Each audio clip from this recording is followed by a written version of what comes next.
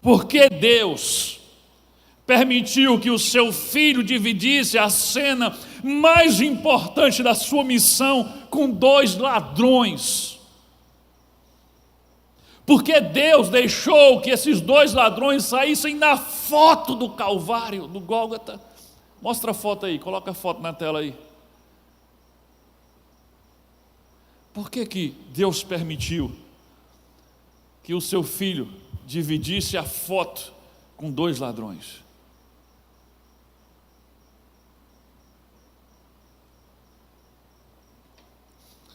Imagina lá a formatura do seu filho, aniversário de 15 anos, sei lá, uma grande celebração para o seu filho, e na hora de tirar a foto chave daquele evento, aparecem dois camaradas sem futuro, dois pinguns ou dois ladrões lá, e fica um de cada lado do seu filho. Tira a foto, você deixaria? Por que então que Deus permitiu que dois ladrões saíssem na foto com Jesus?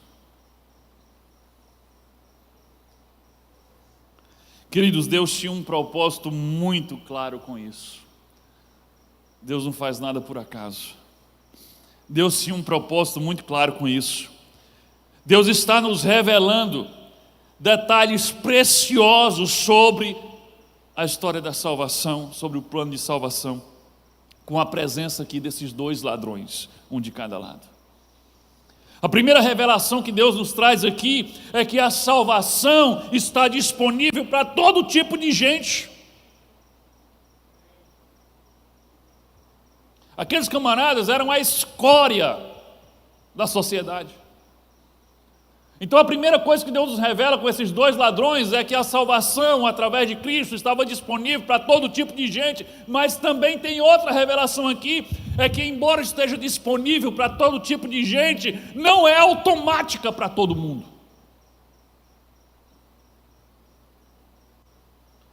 Haviam dois ladrões, um de cada lado, um na esquerda, um na direita, os dois igualmente próximos a Jesus. Observe, não era Jesus aqui e outro lado não. Isso ia facilitar a vida do que estivesse mais perto para conversar com Jesus. Não, os dois estavam igualmente próximos a Jesus. Os dois em igual situação, condenados pelo mesmo crime. Mas somente um foi salvo.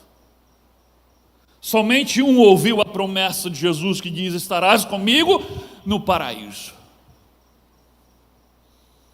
O sacrifício de Jesus foi inútil para o homem que escolheu duvidar que Jesus era quem dizia ser e zombar de Jesus. O sacrifício de Jesus foi inútil para ele. Uma outra revelação aqui que Deus traz através desses dois ladrões é que a salvação é pela graça e não baseada em obras ou em méritos humanos.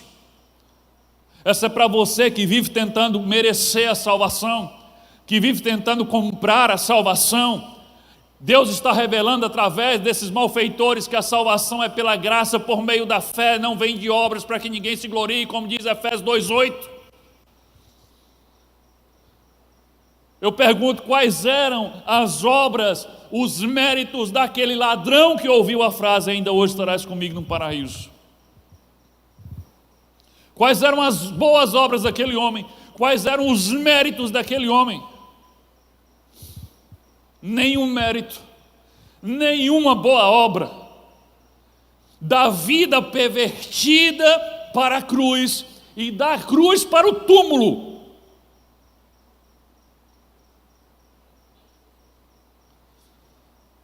Mas ao contrário do outro que zombou de Jesus, esse ladrão falou coisas extraordinárias. Aquele segundo ladrão falou coisas extraordinárias que traz uma revelação profunda sobre a salvação. Ele começou reconhecendo a divindade de Jesus. Ele diz para o outro ladrão, quando zombou, repreendendo o outro ladrão, ele diz: você não teme a Deus, nem estando em igual situação, cumprindo igual sentença. Olha como ele chama Jesus de Deus.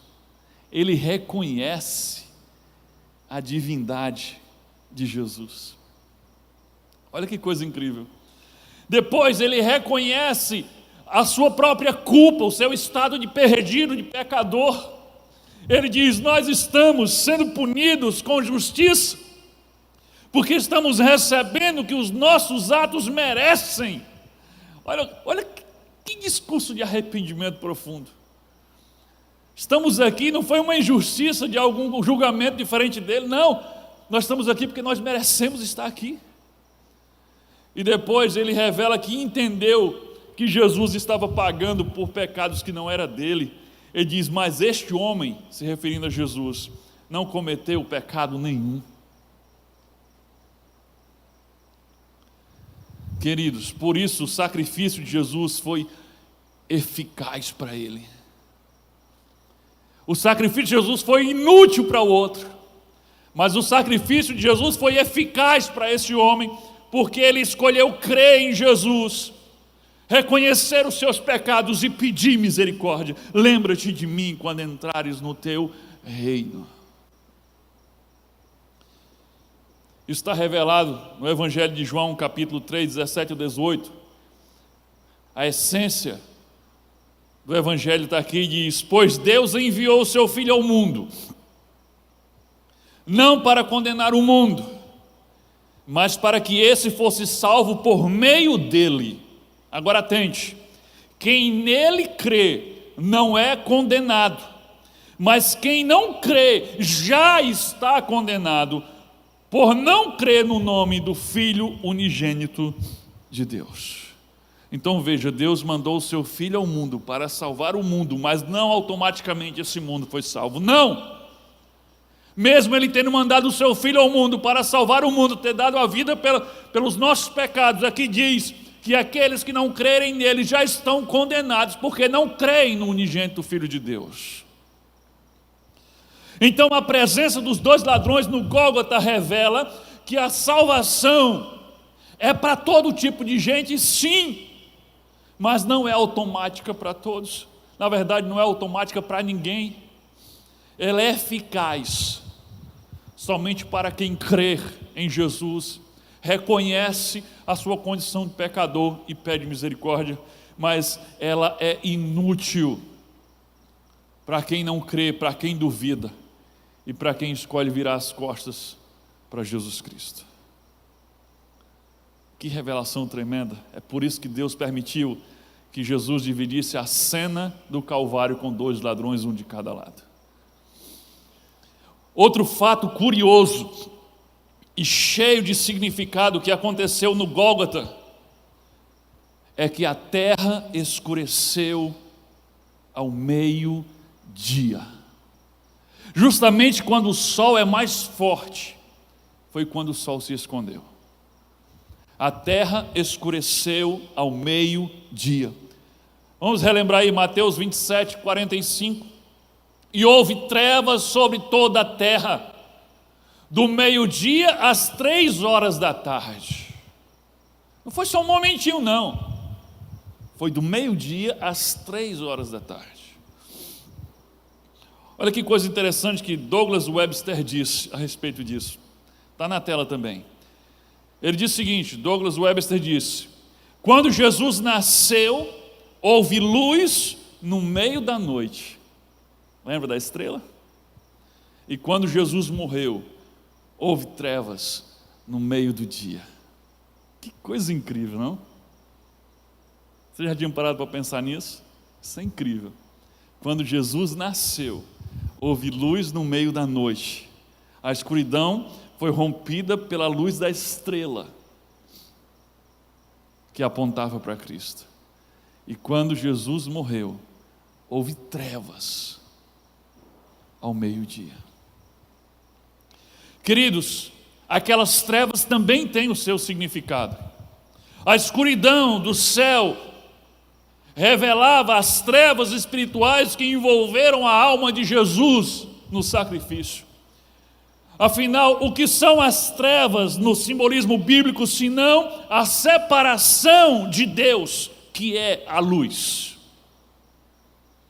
O que é as trevas, senão alguém que está distante de Deus, está sendo separado de Deus, e era exatamente isso que estava acontecendo com Jesus ao pagar pelo preço dos nossos pecados. A escuridão também indicava que nenhum olho humano poderia ver a angústia, o pavor e a dor que se abatia sobre a alma do Salvador naquele momento. O que aconteceu com Jesus naquelas trevas que olho humano nenhum poderia ver? Isaías nos revela, Isaías 53:5, ele diz o que estava acontecendo no meio daquelas trevas. Ele diz: mas ele foi transpassado, não pela lança do soldado, mas ele foi transpassado por causa das nossas transgressões, foi esmagado por causa das nossas iniquidades. O castigo que nos trouxe a paz estava sobre ele. Era isso que estava acontecendo nas trevas, e olho humano nenhum poderia ver a aflição, o pavor e a dor na alma de Cristo. Jesus se atirou no abismo da escuridão por amor a todos nós. Outro fato que merece a nossa atenção no Gólgota é que depois de 3 horas de escuridão, Jesus dá um grito em alta voz. E o que ele fala em aramaico, que não era a língua comum ali das pessoas. É tanto que a maioria nem entendeu o que ele disse.